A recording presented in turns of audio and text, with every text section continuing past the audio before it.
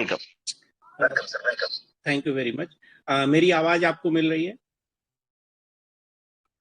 Yes sir, continue करें। अच्छा, इस समय पे जो क्रिप्टो जगत है वो काफी उथल पुथल में है। हर एक गवर्नमेंट क्रिप्टो पे अपना कंट्रोल चाहती है। वो ये चाहती है कि हर एक क्रिप्टो कहीं ना कहीं उसकी करेंसी में आकर के टच जरूर हो। इसीलिए वो हर क्रिप्टो को सिर्फ एक वॉलेट क्रिप्टो के रूप में ही रखना चाहती है। इसी क्रम में उसने बाइनेंस का जो BUSD है उसको पहले टच किया है। धीरे धीरे बाकी और सारी भी स्टेबल करेंसीज को वो टच करेंगे। इसका पर्पज ये है कि जब आप क्रिप्टो लेते हैं तो ये वॉलेटाइल होता है, यानी इसका प्राइस घटता और बढ़ता है। BUSD, USDT ये दोनों एक स्टेबल क्रिप्टो करेंसी हैं। और जब आप प्राइस डाउन होने का कहीं पे आपको समझ में आता है कि जैसे आप जब ट्रेड करते हैं तो ये लगता है कि अगर बिटकॉइन का प्राइस ऊपर जाएगा तो आप USDT के बदले या BUSD के बदले बिटकॉइन ले लेते हैं। फिर उसको आप तब तक अपने पास होल्ड किए हुए रखते हैं जब तक उसका प्राइस इंक्रीज करता रहता है। जैसे ही आपको समझ में यह आता है कि अब यहाँ पे इसका प्राइस डाउन की तरफ को आएगा तो आप तुरंत एक स्टेबल टोकन ढूंढते हैं, चाहे वो BUSD हो या USDT हो, आप उसमें आ जाते हैं, यानी आप उसको सेल कर देते हैं। इससे क्या होता है कि एक क्रिप्टो के बदले दूसरा क्रिप्टो ही आप लेते हैं। किसी भी देश की करेंसी में आप वापस नहीं आते हैं और ये ट्रेड हो जाता है। ब्लॉकचेन बेस होने की वजह से ये ट्रेड दिखता तो सबको है, ये स्वैप दिखेगा तो सभी को, लेकिन सिर्फ एक वॉलेट के रूप में दिखता है, तो इसकी ट्रैकिंग कोई भी गवर्नमेंट नहीं कर पाती है। तो गवर्नमेंट ने ये जो भी बड़ी कंपनीज हैं उनके ऊपर ये लागू किया है कि आप कोई भी अपना क्रिप्टो स्टेबल नहीं रखेंगे। यानी अब आगे भविष्य में ना तो BUSD, ना USDT, ना और भी कोई नेटवर्क का कॉइन को वो स्टेबल रखेंगे। अभी सबसे पहला जो एक्शन हुआ है वो BUSD पर हुआ है। BUSD ने इसको माइनिंग बंद की हुई है और माइनिंग बंद करने के बाद में अब कुछ दिनों के बाद में BUSD ऐसा नहीं कि मार्केट से आउट हो जाएगा, मार्केट में रहेगा, लेकिन एक अनस्टेबल टोकन बन करके रहेगा, यानी एक अनस्टेबल कॉइन बन करके रहेगा जो प्राइस को पंप एंड डंप दोनों ही देखेगा। कहने का सीधा मतलब था कि इससे क्या होगा कि अब लोगों को जो पेयरिंग होगी वो सीधा USD में होगी, यानी डॉलर में होगी। जब डॉलर में USD में, जैसे बाइनेंस में आप BUSD, USDT और USD इन तीनों ही पेयर में आप हर एक क्रिप्टो करेंसीज को देखते होंगे।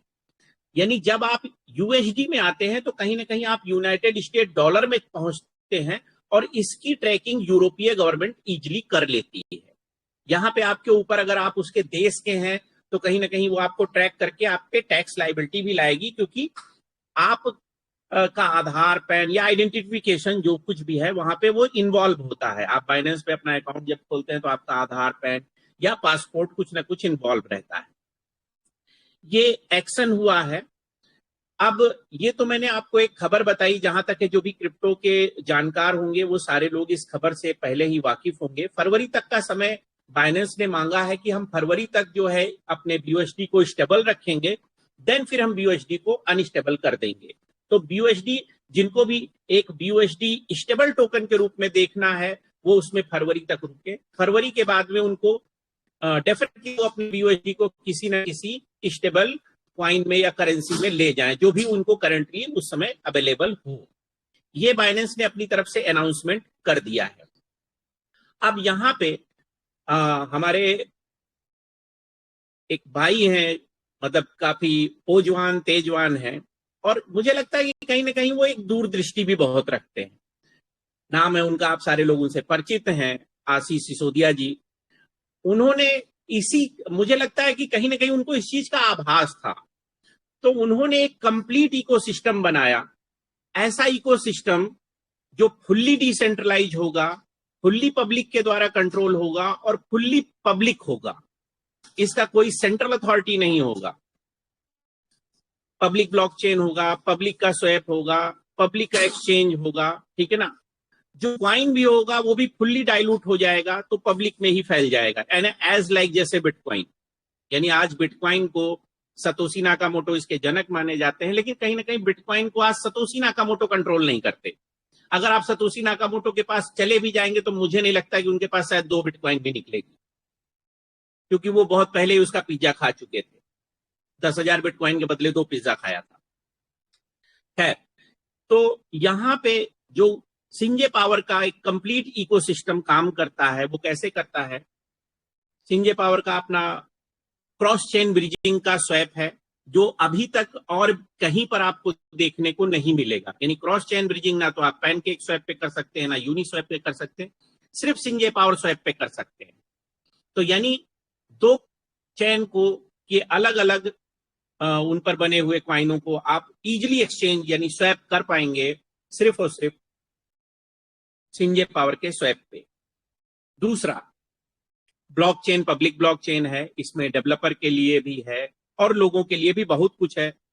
लोग अपना स्मार्ट कॉन्ट्रैक्ट डिप्लॉय कर सकते हैं, अपना टोकन बना सकते हैं, अपना एनएफटी बना सकते हैं, अपने वेब3 के गेमिंग बना सकते हैं। ये सारा कुछ फंक्शन उसमें है। अब आ जाते हैं हम वॉलेट पे। मल्टी फंक्शनैलिटी वॉलेट है सर। आप सारे ही लोगों को जान करके खुशी होगी कि सबसे पहले जो है आपको एक ऐसा वॉलेट है जिसमें आप अपना बिटकॉइन भी स्टोर कर सकते हैं, अदर अपनी सारी क्रिप्टो करेंसीज को स्टोर कर सकते हैं।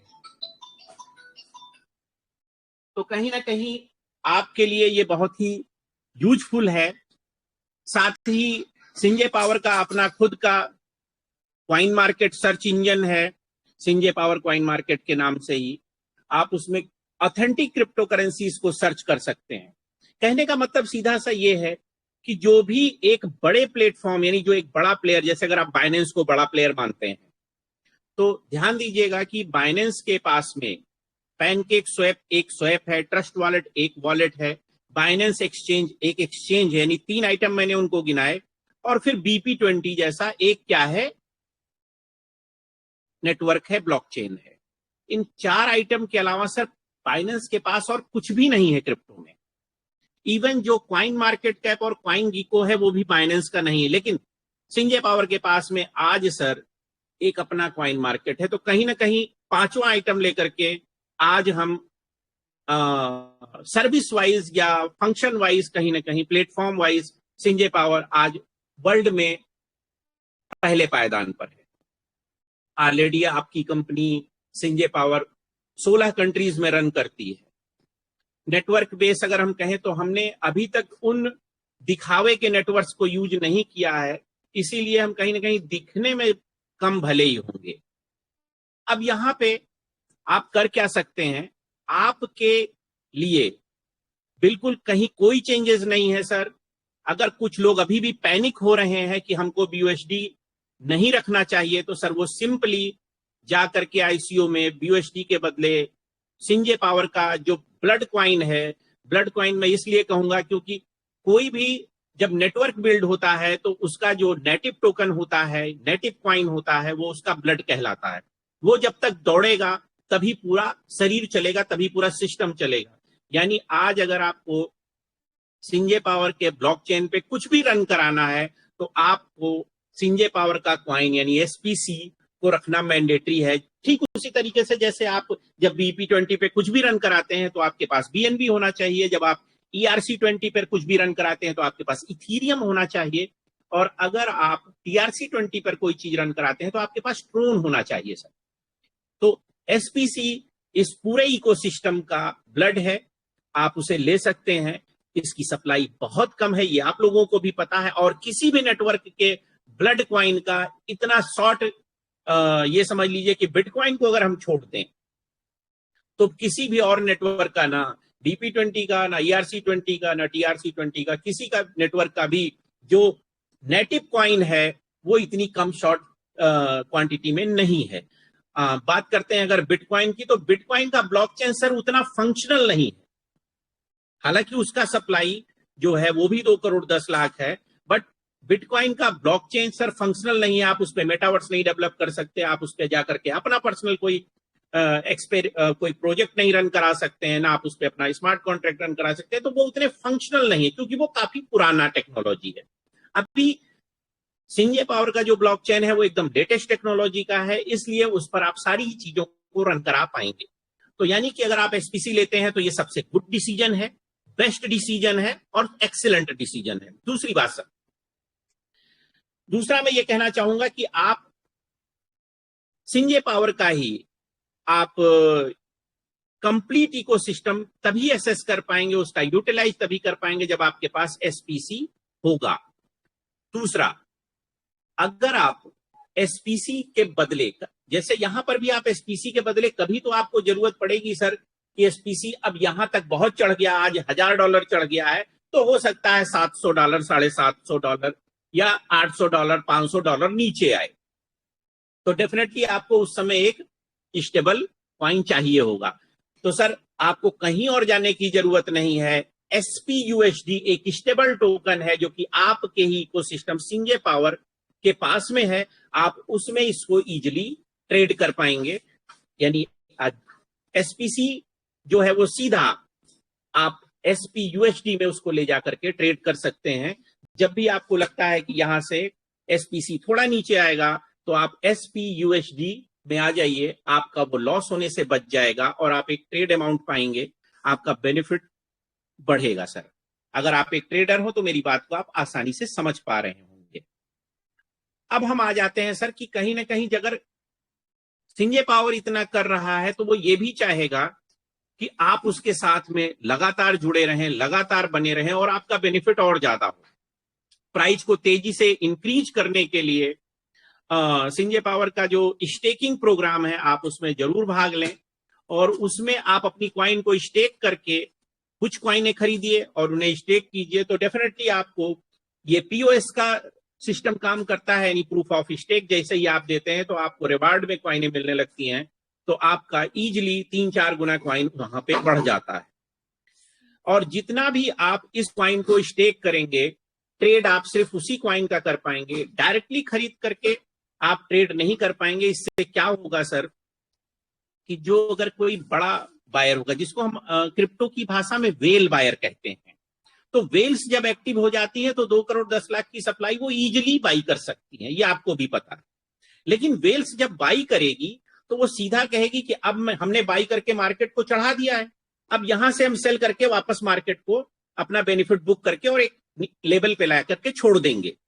ये वेल्स का काम होता है। बिटकॉइन में सर वेल्स बहुत ज्यादा एक्टिव होती है।